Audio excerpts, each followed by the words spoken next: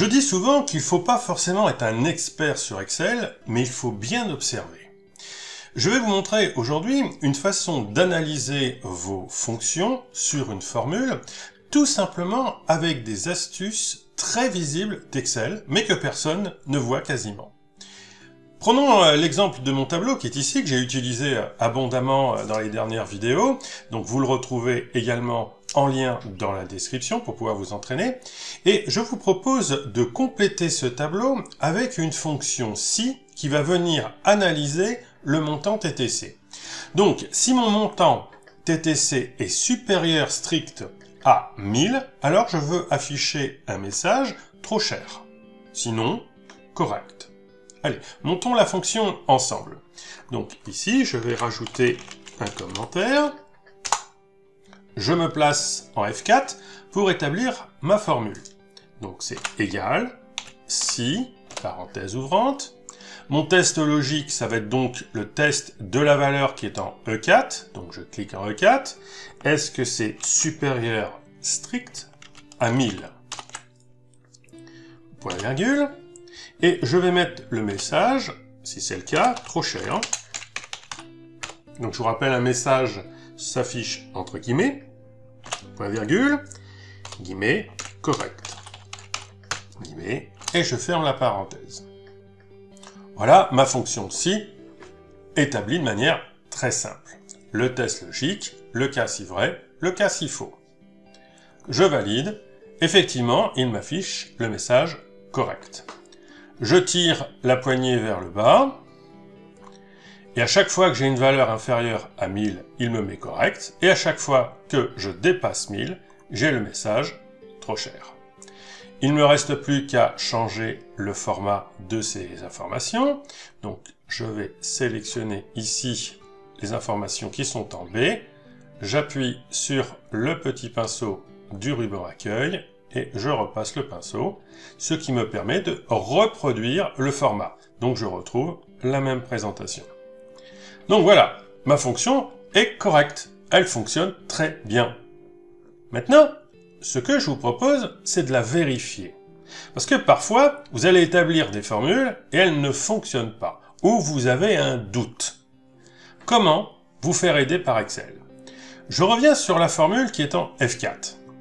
Regardons dans la barre de formule, ici, la formule qui a été établie. Si je viens cliquer une fois sur le nom de la fonction, je clique une fois, une petite infobulle apparaît juste en dessous et reprend la fonction si. Et il me redonne chacun des arguments. Test logique, valeur si vrai, valeur si faux. Donc déjà, c'est une première aide. Ça veut dire que je vais avoir les informations précises attendues de ma fonction. Maintenant, je peux également cliquer sur chacun des arguments de la fonction qui sont dans cette petite boîte de dialogue. Regardez, effectivement, si je viens sur test logique, je vois qu'il y a un lien en bleu qui apparaît. Mais la même chose sur valeur si vrai et la même chose sur valeur si faux. Je vais venir sur test logique ici, donc ce lien, et je vais cliquer une fois. Il apparaît en haut, dans une petite bulle, le mot faux. Ça veut dire qu'en réalité, il a déjà testé le résultat probable de ce calcul. Et il sait que E4 n'est pas supérieur à 1000, donc c'est faux. Comme c'est faux, il va rediriger sur le troisième argument, valeur si faux. Et valeur si faux doit afficher le message correct. Et effectivement, le résultat, c'est bien correct. Je vais faire la même chose avec la cellule F7, celle qui contient le mot trop cher. Là, je suis bien supérieur à 1000. Je vais refaire l'analyse. Je viens sur la formule qui est sur la barre de formule. Je clique une fois sur le nom de la fonction, si. La petite infobulle apparaît avec mes trois arguments. Je clique sur le lien test logique. La réponse est vraie. Donc E7 est bien supérieur à 1000. C'est vrai. Comme c'est vrai, il va se rediriger sur valeur si vrai. Et valeur si vrai, si je clique sur le lien, c'est bien trop cher. Donc on a bien une analyse au fur et à mesure de notre formule, ce qui permet de la vérifier, d'être plus sûr. Je voulais surtout attirer l'attention pour vous dire, allez-y, vérifiez. Vous avez un outil à votre disposition et on le néglige. On n'y fait pas attention. Alors, bien évidemment, je vous fais l'exemple sur un si qui est une formule très simple, mais évidemment aussi tout le monde ne connaît pas forcément le si, donc j'ai voulu prendre une fonction qui ne soit pas la plus compliquée et qui démontre très bien la chose. Par contre, il est bien sûr que ceci fonctionne avec des fonctions plus étoffées ou avec des combinaisons de fonctions. Je vais essayer de vous démontrer ceci avec une fonction combinée avec le et donc deux tests qui vont servir aussi. Je vous montre ça, ce sera beaucoup plus simple que de l'expliquer. Donc je vais faire un commentaire 2, voilà, et ici ce que je me propose de faire c'est un égal si, et je vais mettre la fonction et, puisque je vais venir tester deux informations. Donc si mon montant TTC est supérieur à 1000 et si le prix unitaire est supérieur à 10, alors je mets le message trop cher. Donc je reprends, le montant TTC qui est en E4, est-ce qu'il est supérieur à 1000, point virgule, et est-ce que le prix unitaire qui est en C4 est-il supérieur à 10? Je ferme la parenthèse, point virgule, guillemets, trop cher, guillemets, point virgule, guillemets, correct, guillemets, je ferme ma parenthèse. Donc, ici, si je regarde le résultat, j'ai correct. Effectivement, mon montant n'est pas supérieur à 1000. Donc, il met le message correct. Je glisse ma poignée et je vois que cette fois-ci, il n'y a que les melons et les cerises qui sont trop chères. Alors que précédemment, les bananes étaient trop chères, elles ne le sont plus. Pourquoi?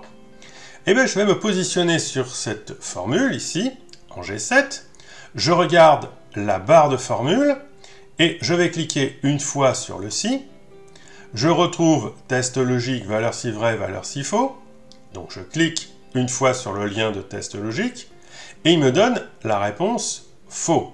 Donc comme il a le résultat faux, il se branche sur valeur si faux et donc le valeur si faux, c'est correct. Alors comment est-ce qu'il a déterminé que le test logique était faux? Nous allons maintenant analyser toute cette partie de fonction qui est ici en noir. Voilà.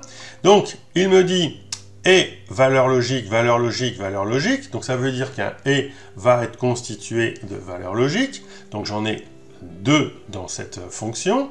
Donc je vais analyser déjà la première, valeur logique ici. Il me répond vrai. Donc le premier cas est vrai. Est-ce que E7 est supérieur à 1000? Oui, puisqu'il est à 1266. Donc c'est vrai, il est bien supérieur à 1000. Je vais tester le deuxième ici. Donc il me dit faux. Donc le C7 n'est pas supérieur à 10. C'est vrai, puisqu'il est à 6. D'ailleurs, on le voit en rouge.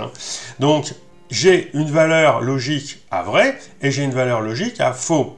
Le et, il faut que les deux soient respectés. Il faut que les deux soient vrais pour obtenir vrai. Si l'un des deux est faux, alors j'ai faux. Donc, effectivement, vrai et faux donne faux. Donc, la réponse du si est bien faux. Donc, je suis bien sur le message correct. Alors oui, c'est de la pure logique. Les gens qui ont vraiment l'habitude du et, du ou, des recherches x, des recherches v, des si, vont très bien comprendre ce que je suis en train d'expliquer. Par contre, les vrais débutants, ceux qui ne montent pas encore de formule, ça va vous paraître un petit peu ambigu.